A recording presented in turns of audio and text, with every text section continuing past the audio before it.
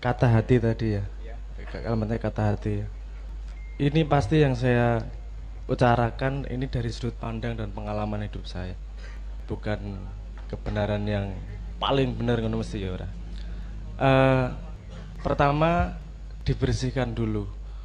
Kalau kita ngomong kata hati, kita membayangkan hatinya berkata-kata, keluar kalimat kayak gini, kayak gini, kayak gini. Sebenarnya yang bisa berkata-kata itu akal. Kalau hati tidak mengatakan apa-apa, hati merasakan. Rasa sedih itu ada sebelum ada kata sedih. Misalnya ngono. Mantep ya mantep. Ada mantep sebelum ada kata mantep. Rasa mantep sebelum ada kata mantep. Paham maksud saya ya?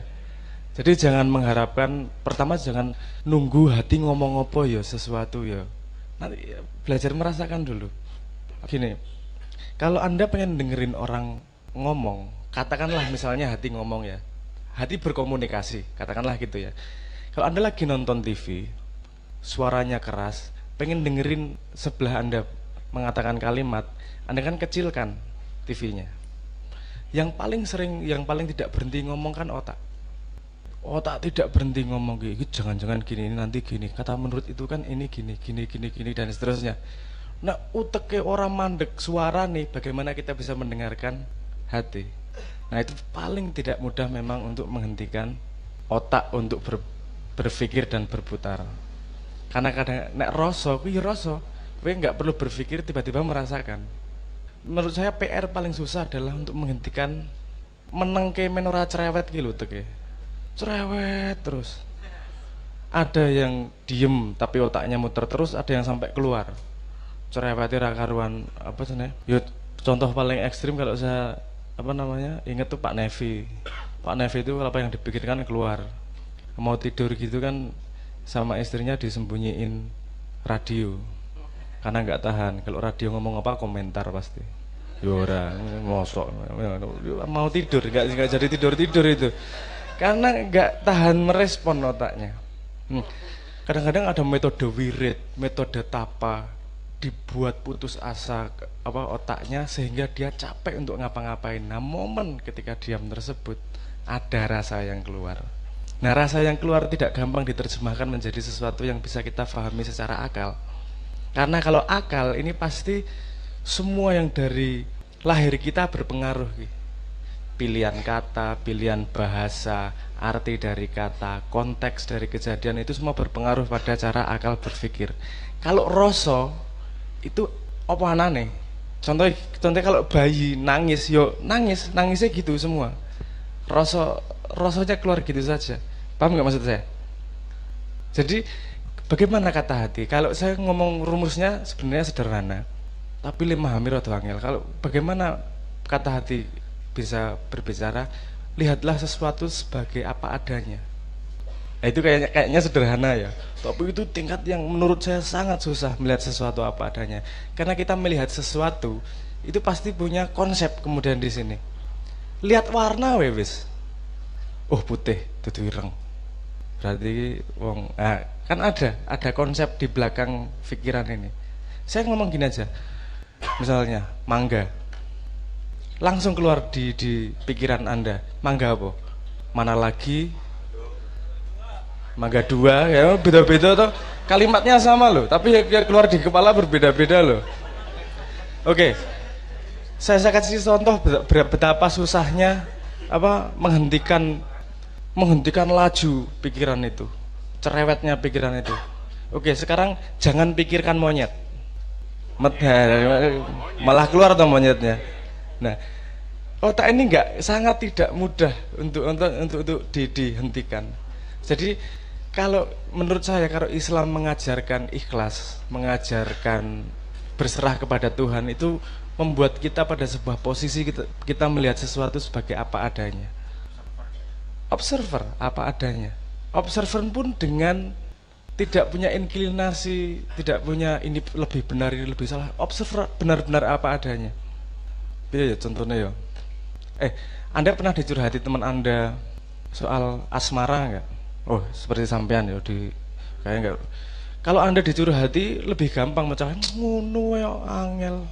Tinggal tok pelet beres. Misalnya gitu ya, misalnya.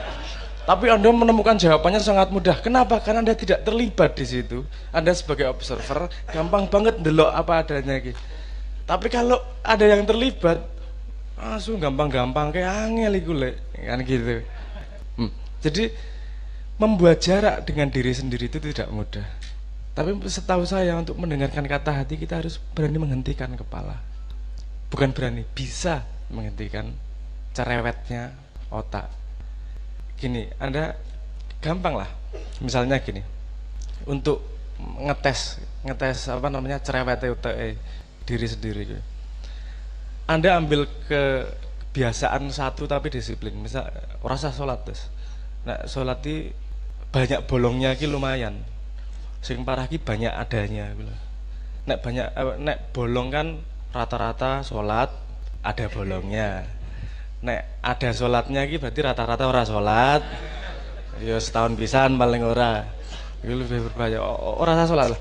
Misalnya setiap jam 5 sore Anda garuk muka, gampang toh? Garuk muka gini aja. Garuk jam 5 garuk rai wis. Coba Anda lakukan. Orang ngasih rong minggu, otak wis duwe alasan iki. Alah mengerai wae. Alah engko luwih sak menit ra apa-apa. Alah luwih rong menit ra apa-apa. Bikin alasan segala macam nih kepala nih. Betapa otak kita tuh sebenarnya sangat tidak bisa kita kontrol larinya dia. Karena kita tidak bisa mengandu kontrol Z. Andu itu membatalkan. Kita tidak bisa membatalkan apa yang kita tahu. Ini loh masalah susahnya. Kita jalan, denger orang ngomong, kita wis ora krungu, lali, nggak bisa. Kalau udah kadung masuk tuh kadung masuk, dan itu mempengaruhi tempat sampah yang namanya otak ini loh. Kalau saya melihat otak itu sebagai tempat sampah kalau kita tidak bisa kontrol. Tapi jangan ngomong tempat sampah itu buruk loh. Ya lagi-lagi nih kan asumsi. Kue neng omah milih ora ono TV apa ora ono tempat sampah? Tempat sampah. Yuk. Kue jadi milih dua TV dan ngeran dua tempat sampah. Apa sampai berserakan. Mending ono TV neng ono tempat sampah tuh. Sehingga sampahnya ada tempatnya, orang ngregeti kabeh ngono. Nah, otak itu otak itu seperti tempat sampah dalam tanda petik kalau saya melihatnya. Sangat perlu dalam rumah, tapi jangan hidup di dalamnya. Jangan sangat mengandalkan tempat sampah gitu. Itu tempat sampah loh itu. Harus Anda sisir nih mana yang masuk tempat sampah, mana yang tidak, mana yang masuk tempat sampah, mana yang tidak. Jangan semua yang Anda baca Anda masukkan jadi stres engko.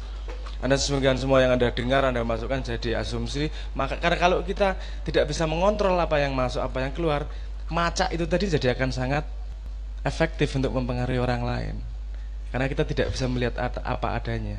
Ngerti lho Mas. Jadi suara hati gimana ya? Ikhlas. Jadi kalau menurutku, kalau salah mau dibenarkan Pak Muzamil, yang benar-benar bisa mendengarkan suara hati adalah jiwa yang tenang. Seperti permukaan danau yang tenang. Ada satu tetes air dia akan tahu ada satu tetes air. Tapi kalau airnya bergolak, permukaannya bergolak, ada hujan dia nggak tahu kejatuhan informasi. Nek airnya tenang, observer ada satu tetes, ini ketahuan. Nah itu bagaimana bentuknya? Karena hati tidak berbicara, Anda yang bisa merasakan komunikasi dengan hati Anda sendiri gimana.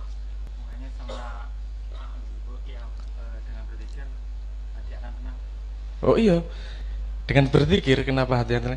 Nek kue zikir, misalnya kue zikir ping 3.000, diperintah karo kiaimu zikir ping 60.000 Al-Baqarah ngono misale. Gitu ya misale.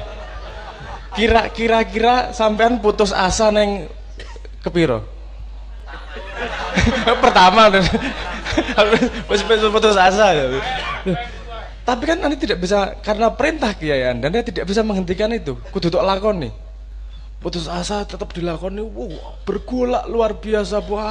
Ora trimo le miswi kiai ne. Lho Gusti Allah ditunggu kok Al-Qur'an barang dudukan wirid. Semua bergolak akhirnya menyerah, capek nih. Ketika sudah capek, ya wis lah tak lakoni wae lah. Iki nek ora tak lakoni ya ora rampung. Aku komplain, otakku tidak terima seberapa pun aku tetap harus menyelesaikan. Otaknya mulai itu damai. Mulai diam, tek, menang juan. Yang keluar adalah tetesan air tadi. Ya salah satunya adalah membuatmu putus asa, uteke putus asa gitu lho, ra trimo. Paham, tapi paham ya maksud saya ya. Tapi nggak harus dibunuh kan? Jangan dibunuh, nek pikir akal itu sangat penting. Aku ngomong tempat sampah, jangan terasumsi bahwa kemudian dibuang loh tempat sampah itu. Tempat sampah itu perlu loh di rumah. Kita sangat perlu akal. Gue nek ra berakal ra iso memahami agama loh. Kalau tidak bisa apa namanya? Menyisir, mengolah, membenarkan memilah-milah, itu butuh akal di situ. Nah, hati itu bukan mengatakan sesuatu yang benar. Yang saya iki rada lambat ya, memahaminya. Karena gini, hati akan berkomunikasi dengan bahasa yang Anda pahami. Hati akan membawa Anda ke jalan yang benar, bukan memberitakan kebenaran. Paham maksudku? Jadi orang tiba-tiba di sini Surabaya, aku tak neng Jogja, hati ngomong merem tiba-tiba neng Jogja, enggak gitu. Hati akan mengatakan melaku oke, lewat to tengen, lewat to kiwo, lewat to sini, membawa Anda pada sebuah perjalanan di mana ujungnya adalah kesadaran yang lebih tinggi. Jadi sok-sok beda pada hal yang sama. Hal sama hatiku ngomong ini kok, sesuk kok ngomongnya beda ya, karena level Anda sudah berbeda dan hati Anda membawa Anda pada perjalanan yang berbeda. Tidak berhenti perjalanan tersebut. Kan ihdinas siratal mustaqim. Kita mencari jalan yang benar terus dan kita hanya bisa diberitahu satu langkah di depannya. Iki ngopo ya? Ngelangkah. Iki ngopo ya? Ngelangkah. Iki ngopo ngelangkah. Dan enaknya ketika observer, kita tidak stres pada langkahnya. Kita melangkah sesuai apa yang diberitakan sama insya Allah. Bersih kita mendengarkan sinyal Tuhan, kita ngelangkah ndelok tengen kiwa hiburan. Seperti perjalanan wisata. Ndelok ana wong macak ning baliho guyu, ngono to ya. Oh iya. Ngene guyu dan seterusnya. Jadi orang gendeng itu hiburan. Seperti kemarin salah satunya toleransi gue neng grup saya di grup SMA Pak Muzamil pada ribut, saya harus menyatakan sikap, saya tidak akan mengatakan selamat Natal karena itu berarti kita mengakui mereka dan kita menjadi seperti mereka. Siji meneh ngomong, itu toleransi, itu menyenangkan orang lain dan seterusnya lah. Sudowo banget tak delok iki reply ini wis atusan iki dampot iki arek-arek iki. Terus saya bales akhirnya. Karena saya melihatnya hiburan, Mas. Aku bales. Saya juga mau menyatakan sikap. Saya ngomong ngono. Kata Kanjeng Nabi, tersenyum itu sedekah. Apalagi membuat orang lain tersenyum. Itu sedekahnya lebih banyak. Jadi sekarang teman-teman grup, ayo ribut yang luar biasa. Aku tak bikin kopi sama nonton ributmu karo guyang-guyu. Jadi semua energi ributmu menjadi sedekahmu. Aku ya meng asu bajingan. Ngono tok, orasi do ribut malah misui aku kabeh Pak Muzamil. Loh, gimana Anda?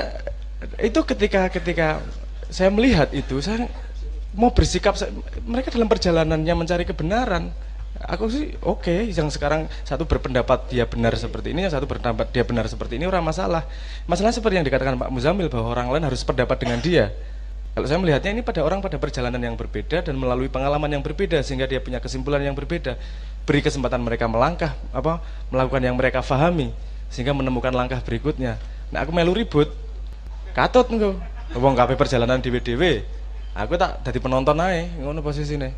Tak nonton agar kalian ributnya tidak jadi dosa, men ributmu dadi pahala. Aku tak nonton karo ngopi, karo guyu-guyu, hiburan gitu tuh.